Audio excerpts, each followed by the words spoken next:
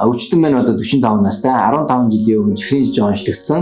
5 жилийн өмнөөс бэлгийн судрал үүсээд хөвчрлийн алдагдaltaй болсон. Эмийн эмчилгээ хийгээд ямар ч үр дүн байхгүй учраас одоо мэслийн эмчилгээ сонгоод 2 сарын өмнө чүүлдэг мэсэл суулгасан. За манай өвчтөө одоо хаалгаанд ороод 2 сар болж байна. Сэтгэл ямар байна? Ер нь үр дүн хэр байгаа вэ? Хаалганы талаар яриач. За би 15 жилийн өмнө чихрийн жижиг онцлогдоод за сүүлийн 5 жилд бол хөвчрлийн алдагдалд орж бэлгийн үйл амьдрал бол ингээд цогсон байдалд орсон. За тэгээд энэ эмнэлэг дээр 2 сарын өмнө Солонгос улс эмчнэр ирээд энэ хөвчрлийн имплантыг суулгаад одоо 2 сар болж байна. За сарын өмнөөс бол бэлгийн ажил хийж эхэлсэн.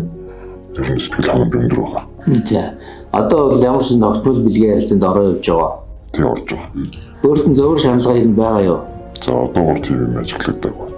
За одоо тэгээд цаашдаа гамаа сайн барь явах юм бол ерөнхийдөө насан туршдаа байж болох имплантчдын имплант байна тий. Тийм болгож байгаа. За хөвчрүүлдэг имплант гэдэг нь ерөнхийдөө дан ганц саагар ихгүй нуруу нуусны гэмтэл болон олон төрлийн шалтгаанаас болоод хөвчрлийн алдагдал үүссэн хүмүүст хийгддэг. Нас бол хамаахгүй.